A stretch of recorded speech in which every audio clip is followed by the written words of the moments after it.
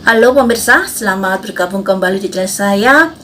Semoga kalian senantiasa sehat, rezeki berlimpah, dan selalu dalam perlindungan Tuhan. Hari ini tetap kita kawal peristiwa ibu dan anak di Subang.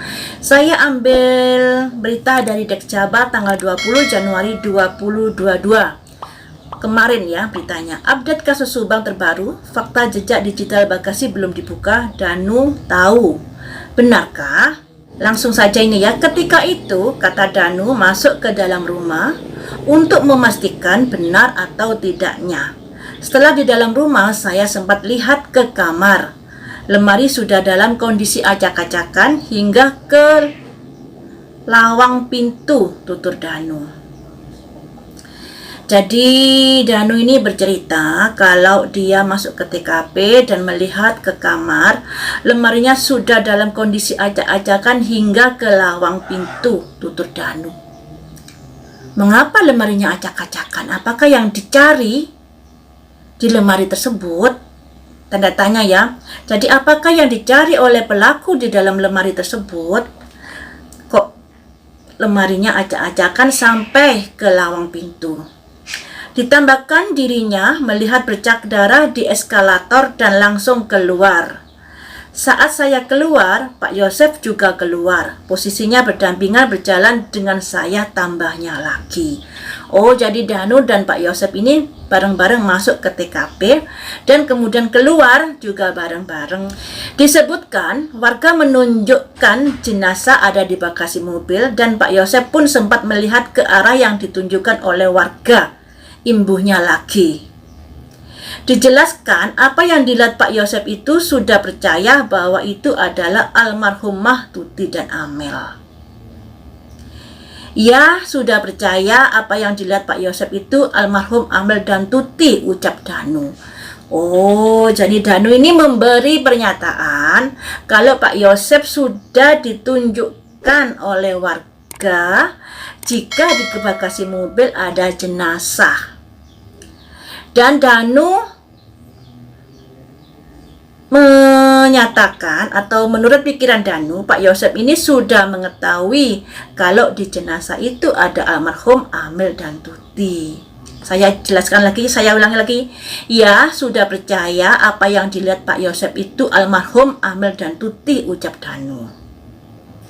Anggapan Danu tambahnya, yang pertama sudah percaya bahwa Pak Yosef sudah lihat itu dan Danu nangis di tepi jalan. Oh, jadi Danu ini beralibi kalau Pak Yosef itu sudah tahu dan makanya dia menangis di tepi jalan. Saat Danu berada di pinggir jalan sambil nangis, ada yang menghampiri, ia adalah Pak Wahyu, kata Danu. Pak Wahyu. Pak Wahyu ini kepala sekolah SMK Bina Prestasi dan juga saksi yang melihat ada banpol yang kemudian Danu masuk di TKP. Ya. Di depan Pak Wahyu tadi, tambah Danu, dirinya menyebutkan bahwa Amel sama ibunya sudah meninggal dan berada di bagasi. Jadi analisa saya seperti ini ya. Kalau dari Danu beranggapan ada warga yang sudah menunjukkan kalau di mobil Alphard itu ada jenazah. Dan Danu beranggapan Pak Yosef juga sudah tahu itu. Dan setelah mengetahui itu, akhirnya Danu menangis, kemudian dihampiri oleh Wahyu. Di depan Wahyu tadi, Danu menyebutkan bahwa Amel sama ibunya sudah meninggal dan berada di bagasi. Jadi menurut alibi Danu ini yang memberitahukan kalau di mobil Alphard itu ada jenazah Amel dan Ibu Tuti adalah warga. Dan Danu juga beralibi menurut pikirannya Danu kalau Pak Yosef juga sudah tahu. Selanjutnya, nah mana yang benar ini? Saya juga nggak tahu. Saya baca saja ya. Indra Jainal di kantornya mengakui dirinya diberi kabar dan ditelepon oleh Pak RT sekitar jam 7:30 lebih. Kabar itu memberitahukan ada kejadian perampokan. Jam 7:30 diberitahu Pak RT kalau ada ada kejadian perampokan. Jadi Pak RT ini memberi kabar jam setengah 8 lebih kalau terjadi peristiwa perampokan. Jadi mungkin Pak RT juga tidak tahu kalau ada jenazah di mobil Alphard.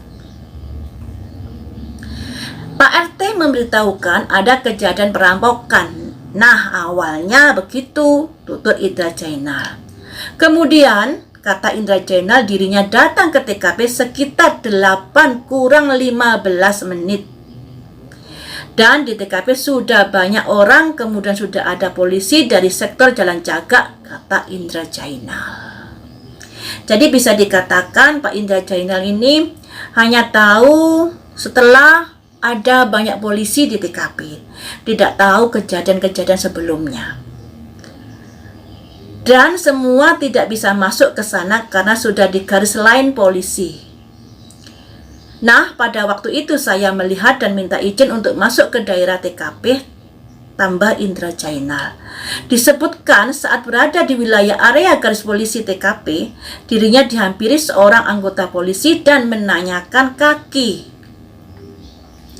Pak Kades, itu kaki siapa? Dan waktu itu saya bilang itu kaki Wak Tuti karena saya hafal kaki beliau, tutur Kades Indra Jainal. Nah, pernyataan Pak Kades ini digoreng-goreng oleh netizen.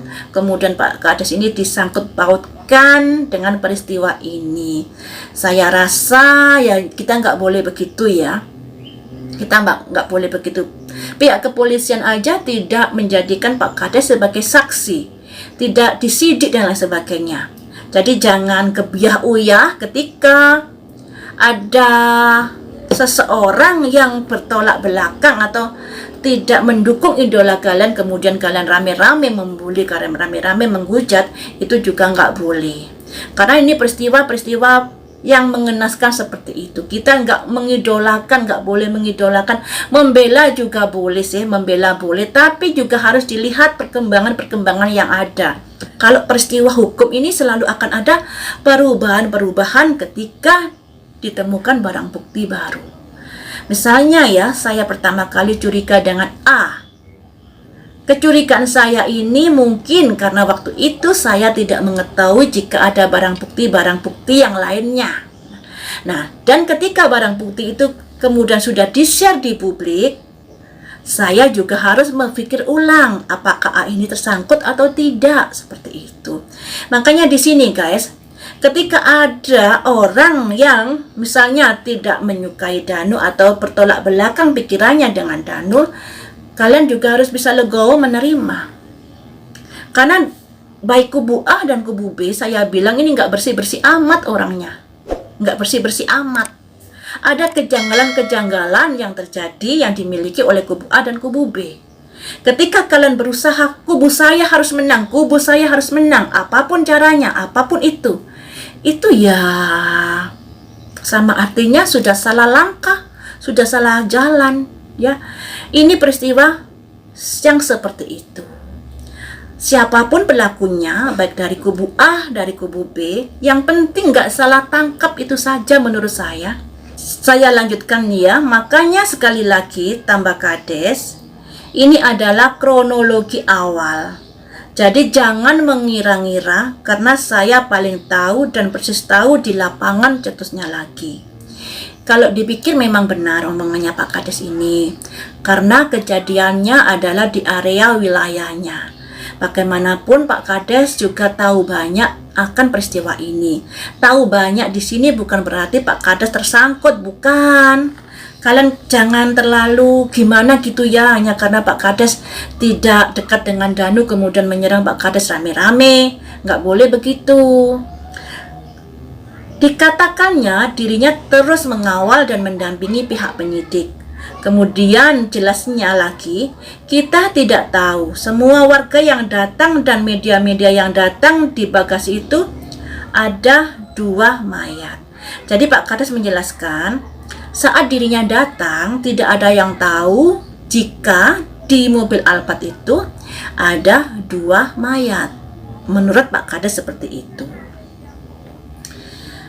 Jadi keterangan Pak Kades ini bertolak belakang dengan keterangan Danu ya. Mana yang benar? Tentunya kita lihat saja nanti ke depannya. Bukan wewenang saya menilai ini salah, ini betul. Itu adalah hak penyidik untuk menilainya. Saya lanjut ya. Yang kami tahu waktu itu, dan itu pun saya hanya meyakinkan kaki itu adalah kaki Uwak Tuti jelasnya. Jadi sekali lagi tidak ada yang hafal bahwa keponakannya Amel ada di dalam sana. Setelah itu kita menunggu tim Inafis dari Polres Subang, Tutur Indra Jainal. Kemudian tim Inafis datang, katanya lagi masuk ke dalam rumah untuk mengecek identifikasi di dalam rumah. Siapa tahu ada barang bukti dari tindak kejahatan tersebut. Nah, pada waktu itu juga kita belum bisa memutuskan bahwa itu perampokan disertai perampasan nyawa atau gimana jelasnya. Jadi tetap semua menunggu hasil dari tim Inafis.